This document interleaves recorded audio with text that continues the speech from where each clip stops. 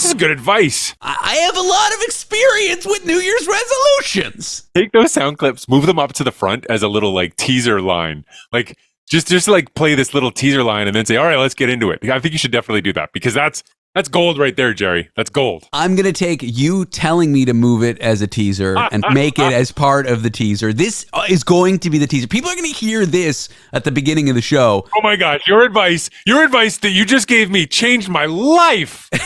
But then they're going to hear it again in entire context and realize how terrible we are and how bad the show is. No, they won't. They'll forget. They'll be like, I don't remember hearing that. No, they will remember it. It'll be neat. They'll be like, oh, now I'm hearing that part. Oh, it's going to be so fun. I can't wait to hear the edit. It's going to be great. At what point does this teaser end is the real question. I don't know. Does it ever end? Maybe we go on a teaser streak.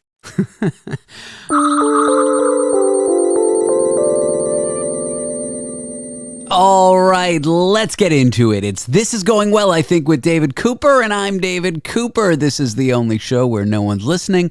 No one cares. The show where every episode's the last episode. My sincere apologies for being out last week, but we are back to our irregularly scheduled programming. Besides being very stressed about my housing situation, which is not good, I'm also working on one or two exciting things that I hope I'll be able to announce on this show very soon. Now, this episode, Dan Riskin, our science expert, him and I are going to catch up from the last time we spoke, which was before the new year. And we're going to talk New Year's resolutions and how they can be done effectively. And spoiler, it's okay if you haven't started yet. Do I have a plan for you? So Dr. Daniel K. Riskin, Esquire, PhD, or something like that.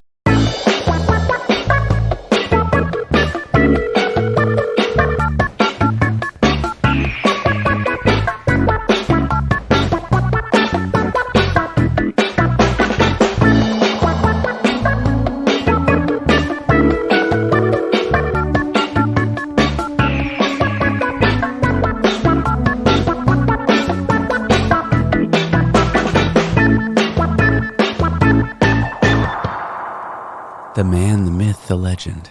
Just typing the words, I won't stand for it.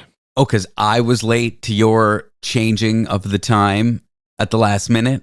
Oh, no. I was multitasking. I was working on another thing. One of my favorite things to get ChatGPT to do is to write Seinfeld scripts. I thought you were going to say passive-aggressive work emails.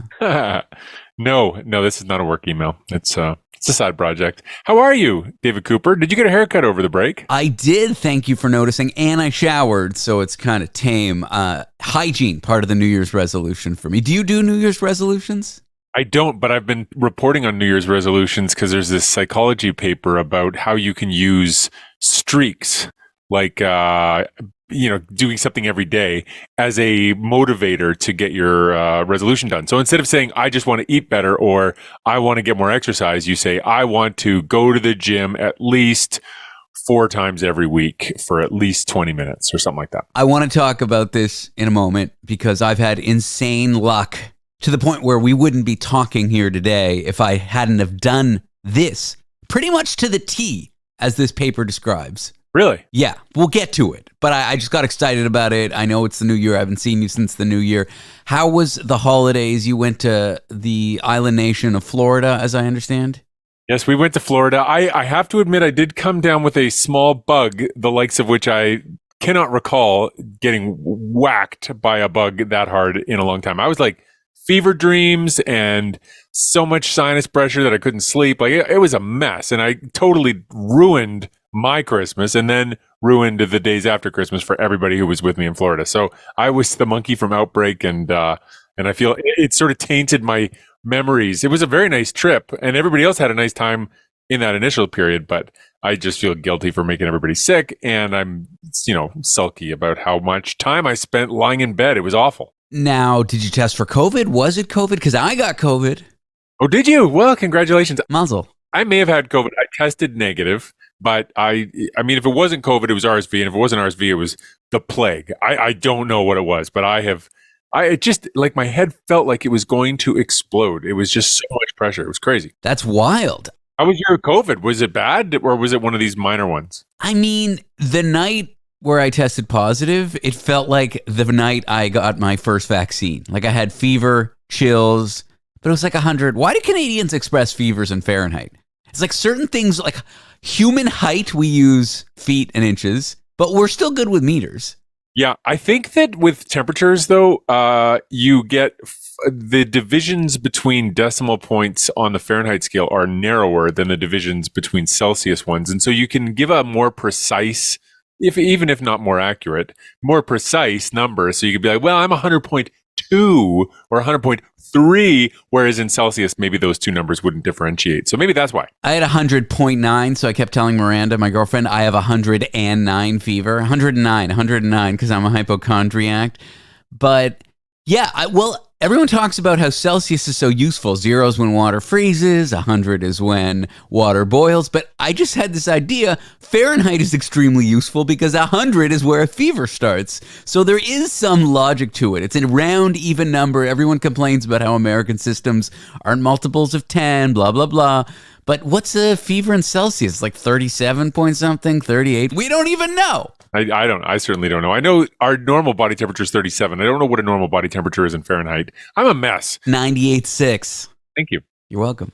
I'll never remember that because surely I've heard that before, but maybe I can remember it right now. 98.6. But then like ovens, we still use Fahrenheit. Well, that might be because they ship them to us and it's hard for them to get the numbers right. I don't know. Well, is it though? Because Canadian cars are calibrated to kilometers, no problem. That's true. There's more money, I think, in cars than there is in ovens. I don't know, though. Like the world industry for ovens versus the global industry for cars. Yeah, definitely cars makes more money. But the profit, the margins, right? Like if a car costs $40,000, but it cost them $35K to make, and an oven costs $3,000, but it only cost them $50 to make, maybe, I don't know. This is why I'm not an economist. Yeah, and I remember once when MC Hammer went broke and he was selling his house, he provided a tour of the house to some news reporter or something, and he had two ovens right next to each other.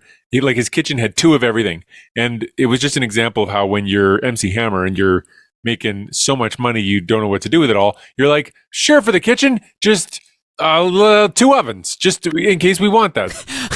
I'm imagining he's roasting his squash in one and doing his duck in the other, and he needs one at 400, one at 325. He doesn't want them to touch each other because he's got this whole thing about touching things. And MC Hammer is a world-renowned baker. This is what we don't know about MC. Yeah, I call him MC too because we're tight. Well, his first name's M, his middle name is C, and his last name is Hammer. Goldstein.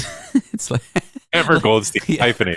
Like Whoopi Goldberg, one of my favorite of the Goldbergs. Right, sure. Yeah, she's not Jewish. I love that she gave herself a stage name, which was extremely Jewy. That's so funny to me. I don't know the history of that, but I think she's done okay for herself. I think she has a lot of money. I love her, and I loved her as Guinan in Star Trek. Oh, yeah, sure. I loved her on Star Trek. I would also like to know how many ovens she has in her kitchens. Like, did she pair up? Because she's got MC Hammer money. And she got taken down a few years ago for saying something, I think, vaguely anti-Semitic or vaguely racist. I don't remember, but she didn't get hit too hard. I still like her. I don't remember what she said. It's The View, right? So they just like, all they're doing is like throwing things at them so that they'll get mad and say something. And then, so then everybody can come down on them for saying it. I don't know. It's a formula. It seems to work. What a world. What a world. What a world. What a world. What a world. So, Florida, fever trills. Your kids maybe got sick, I was hearing as well. They did, and my wife. And then the in-laws that flew in from Minnesota, they got sick too. I feel terrible. But you got it the worst. I got it first, and I got it the worst that I know of. Unless the in-laws were quietly dying when they got back to Minnesota and cursing my name, which they should be cursing my name that I gave them the thing, no matter how bad it was. I just feel terrible about the whole thing. That was some tropical, subtropical, zoonotic, Oh, I wish. I mean, it just felt like the flu COVID RSV thing. It didn't feel like something fun, like yellow fever, malaria. Like it wasn't tropical. It was just boring. Why are the fun fevers named after colors? You got scarlet fever, sure, yellow fever. Yeah, I don't know. Probably racist reasons. I don't know. New Year's resolutions. Do you have any? I do not have any New Year's resolutions. Do you, my friend, have any New Year's resolutions? In 2020, my last year in my career where I actually was a productive, money-making human being, a techie, if you will, a software engineering manager, Ooh, manager. Mm-hmm. I was bored until you said manager, and suddenly you have so much respect. Well, my title before that was principal software engineer, which is way fancier in my old circles. Then you run a little elementary school of software engineers, and you're the boss of it. Yeah. Yeah. Correct. Although I was more a boss when I was a manager. So, okay, even further back, 2014, I had just started getting into stand-up comedy, and I said, I will perform on a stage at least once a week. I mean, many weeks it was 4 or 5 times, but that was my goal. Good for you. That's a streak. Go on. And I traveled to Japan. I had money. I worked in tech. I traveled to Japan. I traveled to Sweden. I went to Burning Man, and I did comedy shows in all these places. Wow, that was a good year for you, 2014. And that was the year where I was producing a comedy show towards the end of the year. That was part of my, I was producing a show and being it is doing it once a week. And I needed to promote it. And so a friend invited me to promote it on his radio show. And that was the first time I was ever on a radio show. Aha. That's when I fell in love with the medium. Yes. So as part of the New Year's resolution to do stand-up more, I discovered radio. So kind of by accident. Yeah, but that's also that's the whole idea behind a New Year's resolution is that you push yourself in a better direction because you hope that something big will happen. You hope it's non-linear like that. Yeah. Tremendous luck with that. I end up hating stand-up, sort of falling out of it, loving radio. 2020, as I go to mull over to quit my job, I'm like, I'm going to do 5 days a week, something to try to get a job in radio or do radio.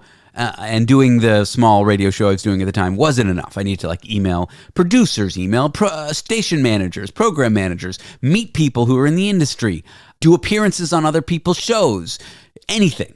And so I had a spreadsheet with a column, or a row rather, for every day of the year.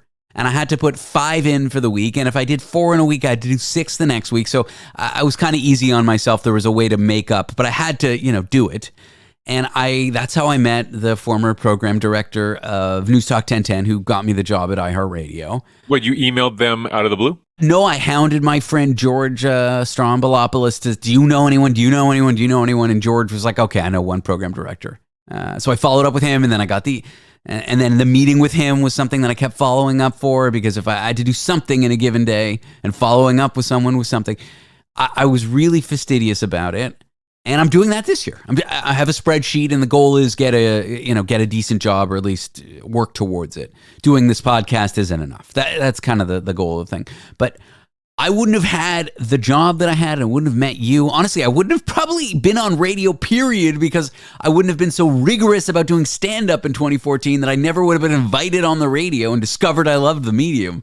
Wow. New Year's resolutions for me, I stick to them. Do you make them every year? Because it seems like they're really powerful for you. So, but you've talked about 2014 and 2020. Or are those the only years you made them? Or in 2019, did you make it one? 2013 was a shit year for me. I made the spreadsheet in the first week. I think I only did 4 instead of 5. And then the second week, I was like, fuck it. Oh, wow. I have a bit of the alcoholics mentality where you slip once and that justifies slipping again.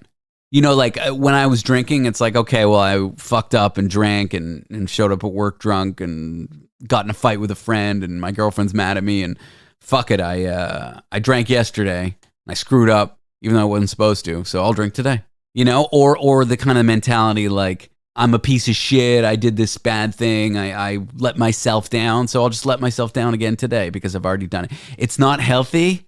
But that's kind of what happened last year. How did you not have that mentality in 2014? When you do have a week where you do 4, how do you not fall off the wagon, so to speak? It's a choice, Dan. It's a choice. And so you make a choice as part of that New Year's resolution that this is going to be a wagon that I do not fall off of. And if I miss a day, I'm going to forgive myself and keep going. And so that's why there's this built-in mechanism to make up for it. Yeah, but if you do 4 one week, 4 the next week, 4 and then you're so in deficit, you're never going to catch up. Fuck it. That can happen. In the past, it's felt like it's intolerable for me to slip. But that's a choice, But 5 is aggressive. What if you made a 3 a week and you plan to do 5, but you say, yeah, as long as I make 3, I'm good. And then you start easy on yourself. I don't go to bed. I won't go to bed unless there's something.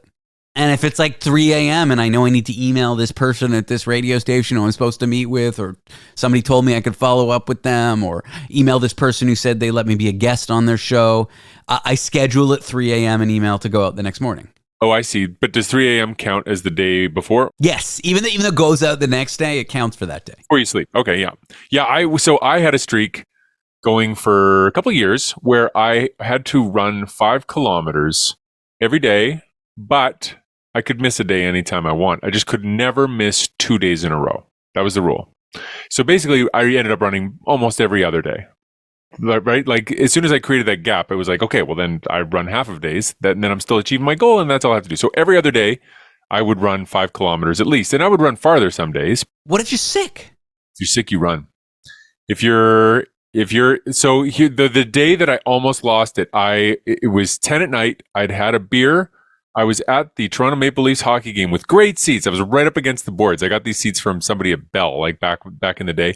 I'm sitting there. I'm watching them play. They're great. And then the game ends, and I'm like, oh no! If I don't run before midnight, I will have fallen off the wagon. And I've been going for like 2.5 years. So the guy that I'm with, I'm like, I'm really sorry, but I got to run all the way home from here, from downtown to Leslieville. I have to run. With the beer in your body and your normal clothes and... Yeah, I don't normally run after a beer. I also don't normally run when I'm wearing a sport jacket and dress shoes and nice jeans. But I did. Some fucking Forrest Gump energy right here.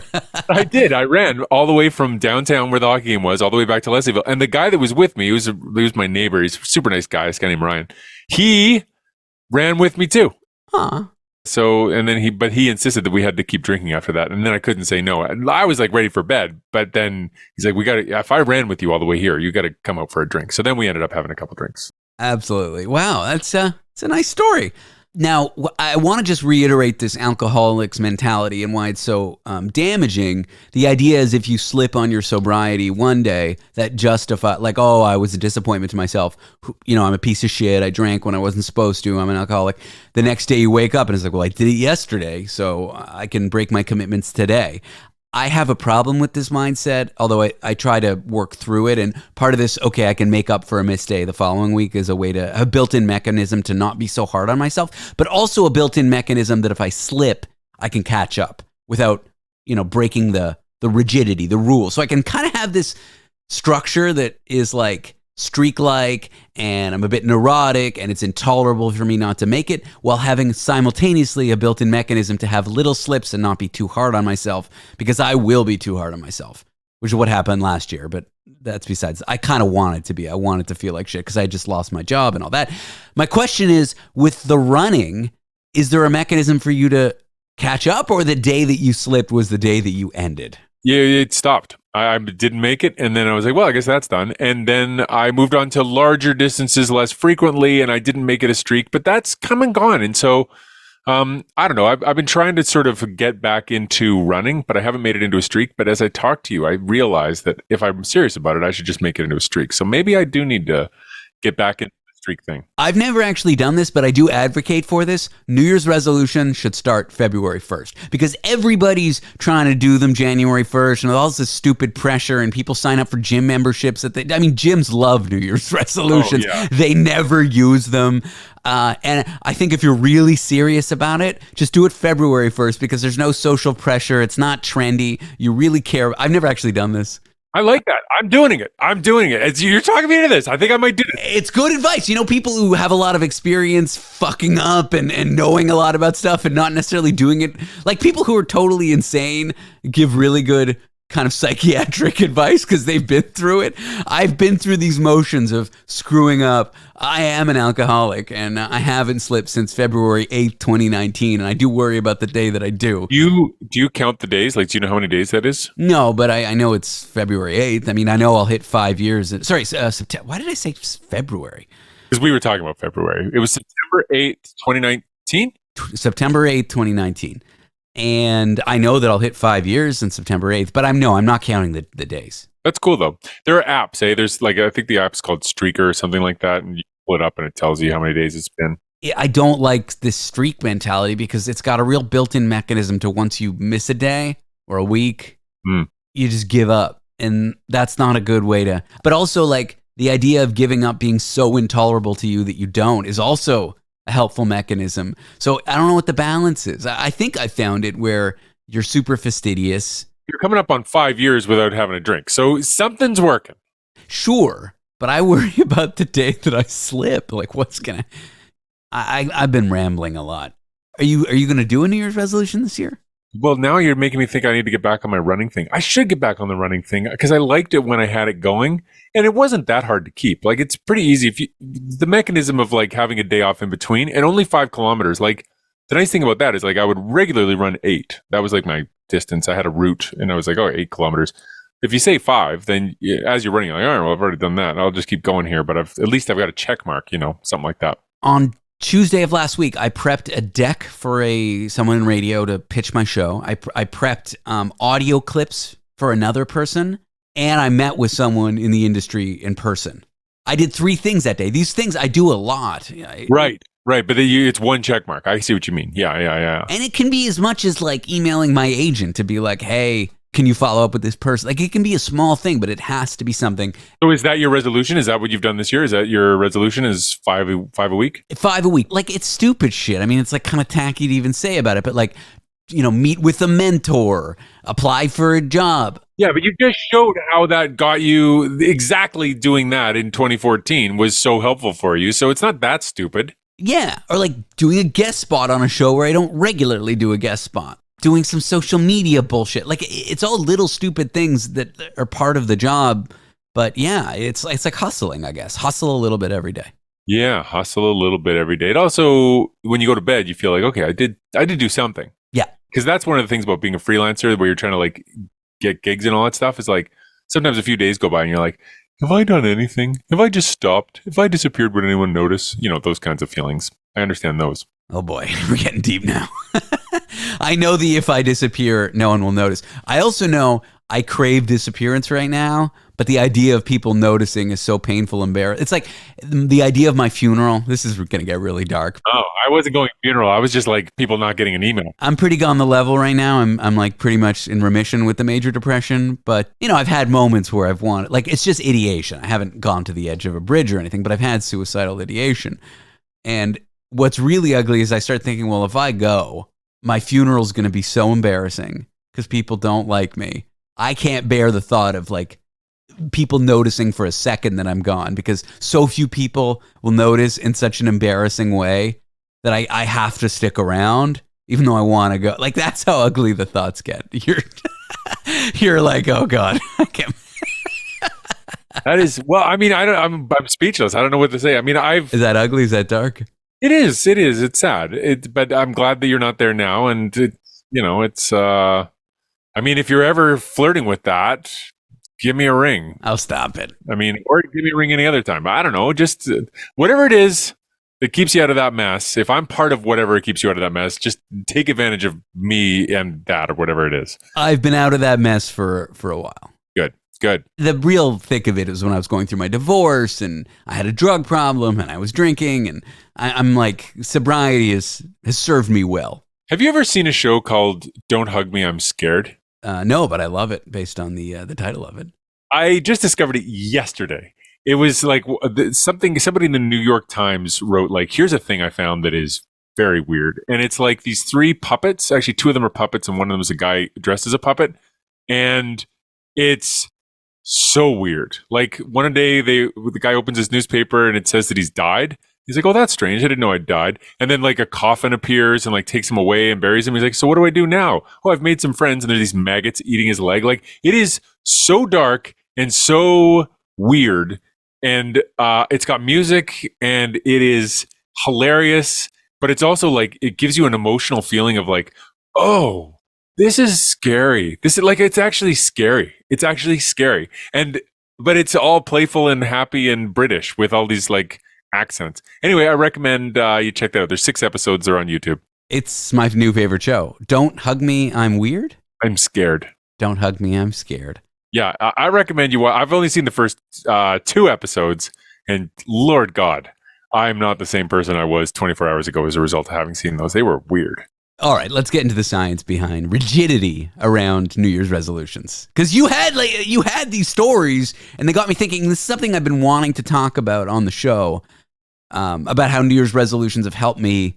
But you have to be careful because if you're too hard on yourself or you're too rigid, you'll end up kind of failing pretty hard potentially. Yeah. I mean, I was putting my science stories together for the start of the year, and I saw a couple go by that were about New Year's resolutions. And I was just thinking about, like, my clients, the shows that I appear on, and how that's going to be topical and they're going to be interested. And so I was invested in sort of finding the silver lining on them. And the one about making routines is kind of like this marketing professor from Clemson University saying, here's an idea, but all these companies do this. They do streaks, so try making a streak. But what he based his advice on a scientific paper he'd written, and in the scientific paper they look at what makes those streaks more or less likely to succeed. And these are streaks, not really New Year's resolutions, but things like going to every Alabama football game, every home game for Alabama football, 726 games in a row. Like this old guy who's gone to all the games, keeping that streak alive, or other things that people do that aren't necessarily to make their lives better or whatever, but things that people can stick to for a long period of time, and trying to figure out what it is that makes them stick to it.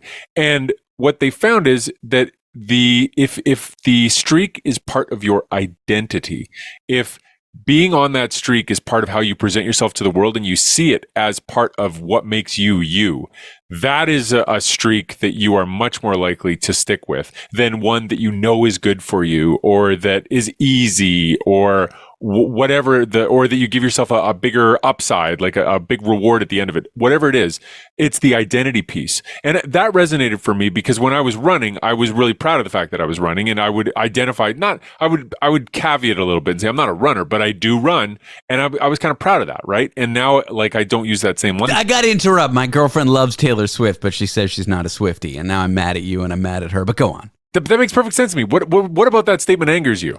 Because she's playing the fucking music all the time. And in your case, you're running all the time. You're a runner. No. Runners are people that like love running. I don't love running. I just love what running does for me. But when I'm actually running, I'm like, no.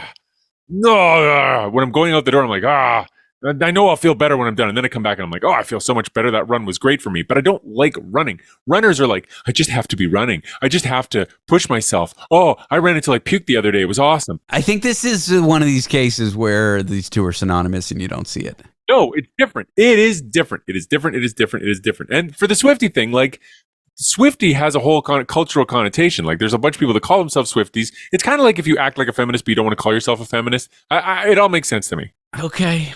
I guess, yeah, she says Swifties are like crazy online. They have like forums and meetups and they're conspiracy theorists, and she just loves the music. That's what she said. She just loves the music. Yeah. She doesn't love the cult of Swift. Yeah, there you go. Fine. You're not a runner, but you ran. Go on. Yeah. So that was one side of the New Year's resolution, was this science of how to make it work, which is to link it to your identity. The second paper that I found was a little less compelling, but interesting, where they basically made up these stories and people read them. And it's like, this person said they were going to go to the gym every week, but then they didn't go to the gym every week. Would you still want to make them your lab partner for this class? They were undergrads or something like that. So, well, there's a reason why you might not, because they're using you as part of their accountability or accountability structure. Like, they're proclaiming to their social circles, I'm going to the gym every day. I'm starting a new leaf. Implicit in telling them that is sort of it's like you're making me accountable. And I don't want you to be accountable to me to go to the gym, but you're involving me by now with making a big deal and talking about it and telling me about it. And you won't shut up about how you're going to turn a new leaf and go to the gym. And then when you stop going to the gym, I'm like, screw you. You're using me as accountability. And you're not being accountable. I don't want to be your fucking lab partner. What if you say you have to get the science experiment done on a Tuesday? You're not going to do it. Your sentiment, it matches with what people said. When people feel that their New Year's resolution or whatever it is, people are like, no, I don't really think they don't have pretty good self-control. I don't want them to work with me because I don't think they're reliable. But then what they did is they modified it. So they said, okay, the reason that Sally failed on her New Year's resolution to go to the gym is the reason Sally failed on brushing your teeth every day is... Well, no, it wasn't brushing your teeth because it's harder to work for this. Going to the gym, the reason is Sally did not have money for a gym membership. Or enough money for toothpaste. Sally had spent all her money on methadone or whatever, and so could not buy toothpaste. I don't know. But in the examples they used, it was usually exercise or diet, right? So Sally didn't eat a vegetarian diet because it was getting too expensive. And she found that. So there are two branches of excuses that they used in this experiment. One was it's too expensive. And the other one was it took too much time. So for some of them, it was like, I would need to go to the gym, but I just cannot, I could not make it. I was too busy with work. I did not have time. I literally could not go to the gym for half an hour, 5 days that week because I had this huge project that I had to do. People are sympathetic to the money excuse, but they are not sympathetic to the time excuse. And that is not because one of those really is more valid than the other. It might be, but that's not really what the paper's about. The paper's about how we perceive people and how we judge them. And so if you are saying to the world, I failed at my New Year's resolution to email 5 producers every week or whatever it is, you need to come up with an excuse that is an external thing, not an internal thing. So instead of, I just didn't have time to email those producers, your excuse to the world needs to be something like, I had a major crisis with my work, and it took up all my attention. I didn't want to email those people when that was happening because it was going to be too confusing. Something like that. I couldn't afford internet anymore. Yeah, that would be an easier one. For them, it was really about money versus time. They really made the paper about that. So I thought that would be a fun paper to report on because then people have a better idea of what excuse to use if they want to save face, and that is to blame money. Well, here's having a lot of experience, luck, and then last year not so luck because I fell off the wagon right away and used that as an excuse to not get back on. But regardless of whether I've had extreme luck with it or not luck, I have experience with it. My first piece of advice is start it February the 1st.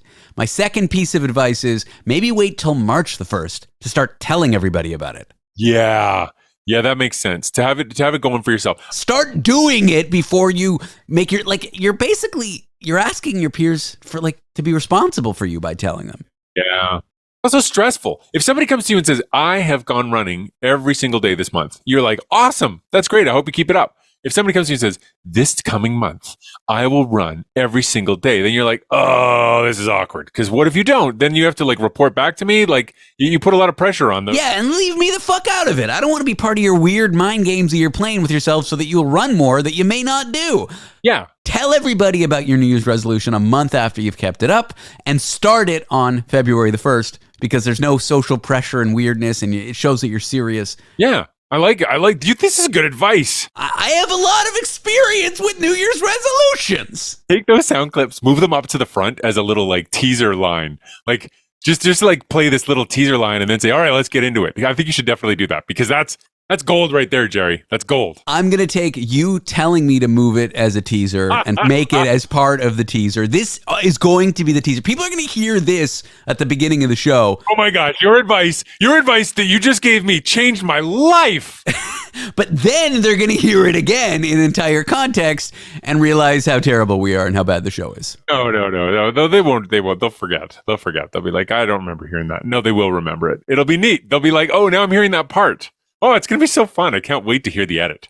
It's going to be great. I'll listen to it while I'm at the gym. Because guess what? I'm going to the gym every month. Or every day. What am I supposed to do? I tell you, I'm going to the gym every single day, starting now. Just kidding. I'm not. At what point does this teaser end is the real question. I don't know. Does it ever end? Maybe we go on a teaser streak. That'll be the end of the teaser. So the first words that people will hear is that will be the end of the teaser. If they listen to the teaser in the show, not at the beginning, right now on the show, that's the part they wouldn't have heard at the beginning that we teased. Right now we're in the teased part that people didn't actually get to hear at the beginning when we teased with the teaser that we just described in the teaser. Wow, this is very, very David Cooper. This is the most David Cooper conversation I've had in a long time. It might be my most David Cooper conversation I've had this year. So, David Cooper's 2 rules to succeeding. 3 rules to succeeding at your New Year's resolution. Be rigid, but have a mechanism to catch up if you fail one week or fall slightly behind this week. For example, you're running once every 2 days. If you screw up, run 2 days in a row. You just have a defined rule instead of a cliff. Exactly.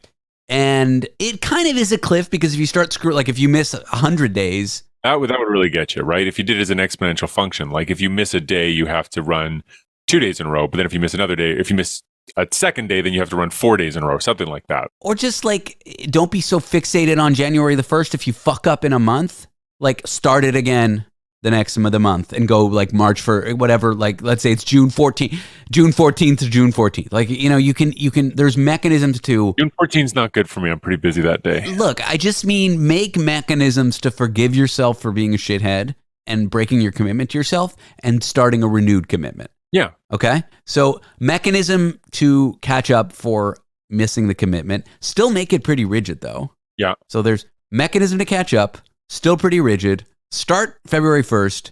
Don't tell anyone until March 1st. Those are my 4 rules, not 3 rules, 4 rules. 4 rules. Yeah, I like it. And measure the progress. I have a spreadsheet with a column for every day, or a row for every day. Do you have another spreadsheet that calculates the count, that keeps the count going for you or anything like that? Like, how do you? I have a notes column and I highlight days on. So 5 days, I highlight them green. Days off, I highlight yellow. And if I miss a day, that's now red. And if I do a 6 in 1 week, that's bright green. I got a system. This is a system, Dan. They're color coded. That you have conditional formatting. Yeah, I got, well, now I manually do it because I'm fucking lazy. But, What? Oh, making the spreadsheet's more fun than using the spreadsheet. You got to conditionally format those things. conditionally formatting based on a prior row is kind of hard.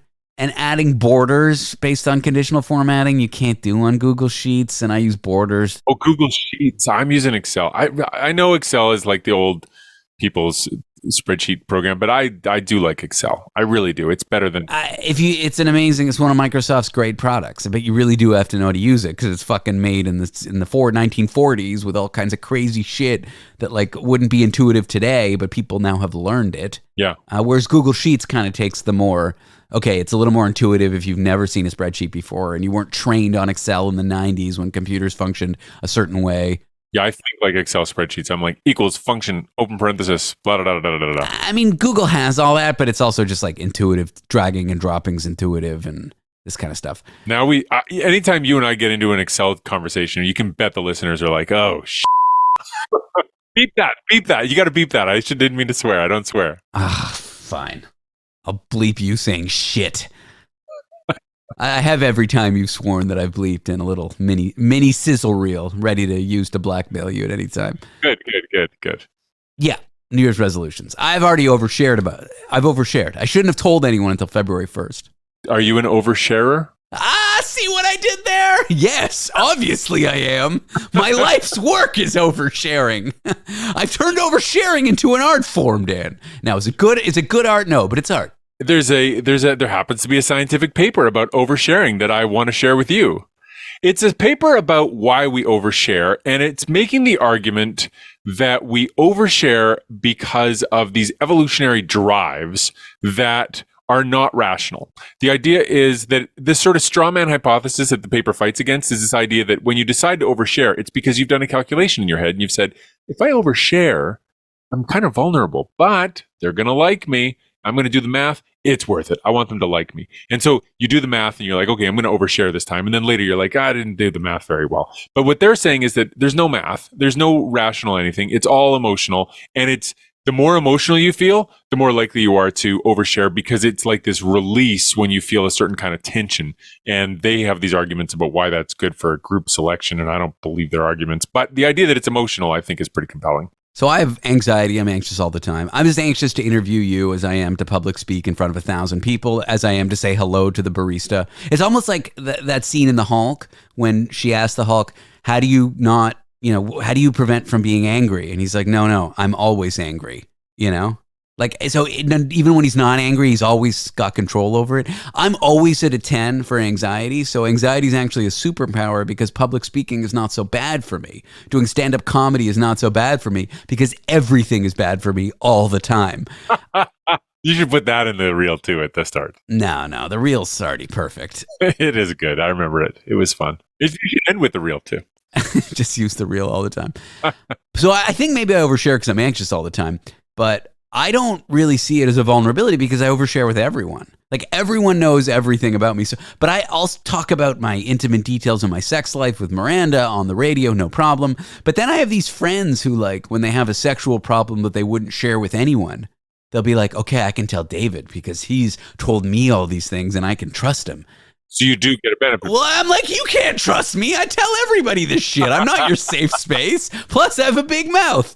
You should learn from hearing me say too much is that I say too much, not that I am a safe place to tell too much too. Exactly. I have this one friend who's a real, like, cards up to the chest, kind of like, waspy guy who would never tell anyone and never talk about his feelings. And he's confided in me things that, like, I didn't want to hear. They're so intimate about him.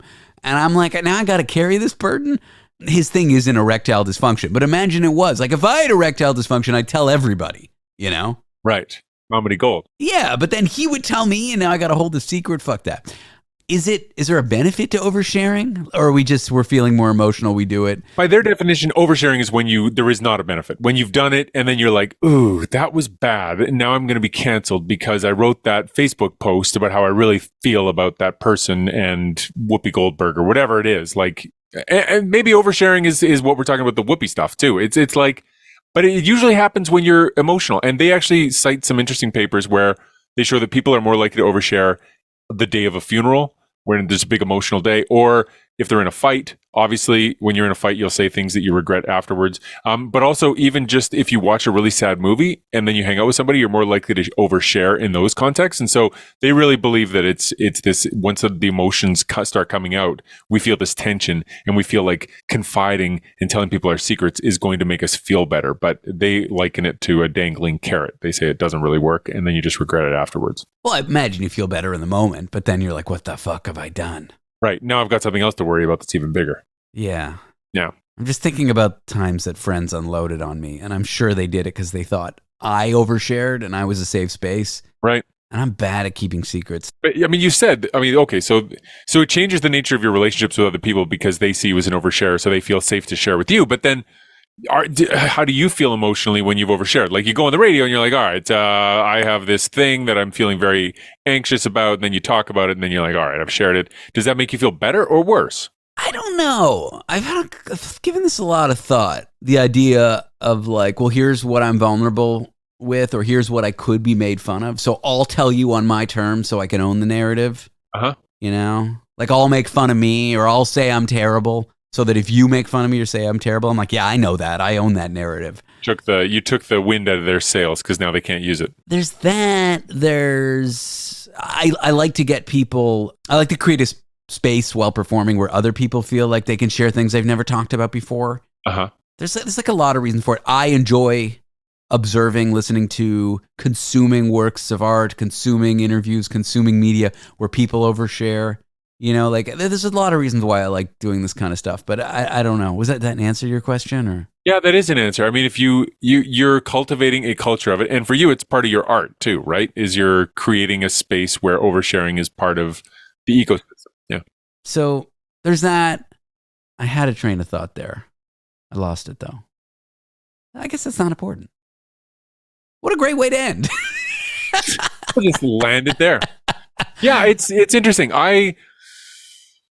For me, I keep my guard up. Like you know me. You've talked to me a million times. I always keep my cards close to the chest, and I'm always worried about looking back. I have this like anxiety that I will look back at something I did 5 years ago and like, why did I share those details? Because my situation's changed so much. Because I've always been like I've never been a big star by any stretch of the imagination, but there was a time where I was like appearing on these different shows and I was like, I don't know how big this is going to get. And so if I start putting pictures of me with my significant other on social media, what if people come after them or something like that? And so I've early on because I didn't do social media as an academic at all. And so then once I started doing TV stuff and I started doing that stuff, I was just like, always had this like, there's such a huge downside. There's such like this, the scale of this could change in a way that I don't know what to expect. And so I've always been way more cautious than I've ever needed to be. And that's just become sort of my habit, and I'm pretty comfortable with it now. I have been described as psychotic when it comes to sharing personal details about my life by people in the industry.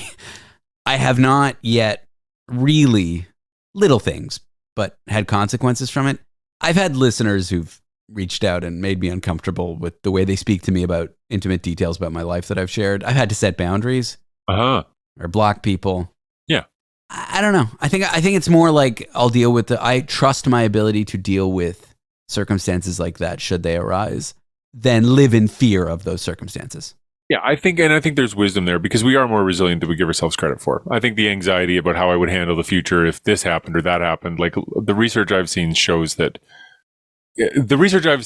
says don't buy insurance because if your house burns down, you'll actually be okay. You'll be able to deal with it just fine. And you don't need to replace all those things. And so paying all this money every year so that you'd be able to get back that 70% of your couch or whatever, it's not worth it. And so I have insurance. I don't take that advice, but I think there's wisdom to that advice.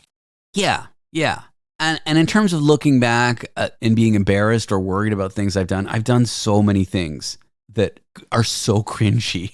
And then I look back and I especially as an alcoholic, things that I've done to friends, the way I used to behave. Like I used to torture people. I used to be mean to people and think it was funny while drunk. You know, because I'm always kind of on that line, on that edge of like, am I going to offend you or not? And I like to play and perform on that line. But if you add alcohol into the mix, I just cross it without realizing. Right. That is kind of an alcohol thing, isn't it? Is that it pushes you over those kinds of edges. And it's just, it's hard for me to like worry about saying or doing something that will cause me discomfort or embarrassment or be a mistake, because I've just done that so much and I regret all of it and I've apologized for all of it. But the best I can do is just be as best as I can today. I don't know. Yeah, you said set limits, right? So like I don't go on social media if I've had a drink. That's a thing for me. That's pretty good. Yeah. I know we're hitting up against time here. Yeah, okay, we should stop. But this has been a nice one. It's always a nice one. They're always better than I remember them. I always think, oh, this was a really good one. That's 3 in a row of those. It's funny, you think to yourself, oh, this is a really good one, because I always think Dan is never going to show up here again because I said or did something so embarrassing. I think it's because the first time I met you, I was like rude or blunt. I don't even remember what. You got worried about something. In my mind, I left a bad first impression when we met.